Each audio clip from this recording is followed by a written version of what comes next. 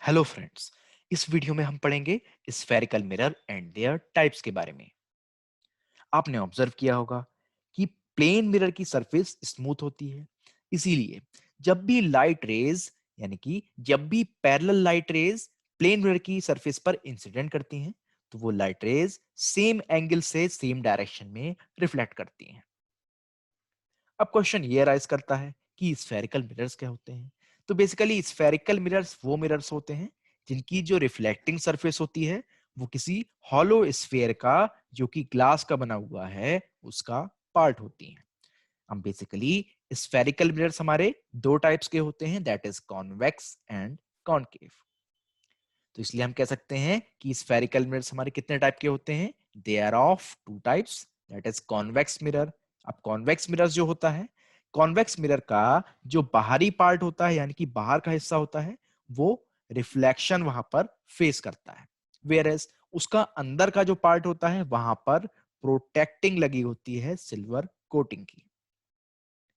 अब अगर हम बात करते हैं कॉनकेव मिरर की, तो कॉनकेव मिरर का जो अंदर का पार्ट होता है वो रिफ्लेक्टिंग सरफेस की तरह एक्ट करता है, यानी कि वहां पर लाइट का रिफ्लेक्शन होता है। वेयरएज जो बाहर का पार्ट होता है कॉनकेव मिरर का, वहां पर प्रोटेक्टिव सिल्वर कोटिंग लगी होती है।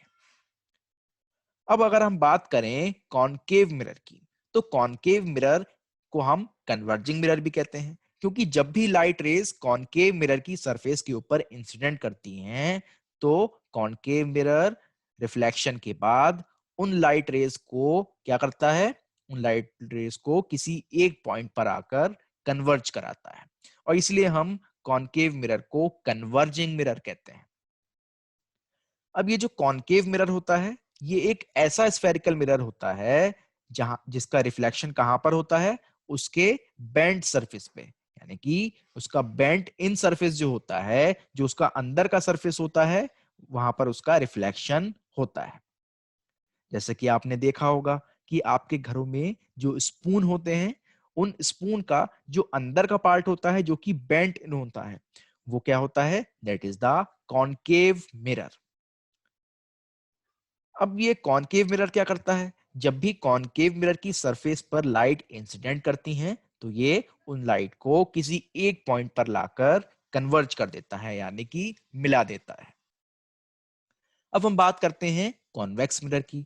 तो कॉन्वेक्स मिरर को हम डायवर्जिंग मिरर भी कहते हैं, क्योंकि जब भी लाइट इसके रिफ्लेक्टिंग सरफेस के ऊपर इंसिडेंट करती हैं, तो कॉन्वेक्स मिरर क्या करता है, उन लाइट को डिफरेंट डिफरेंट डायरेक्शंस में डाइवर्ज कर देता है।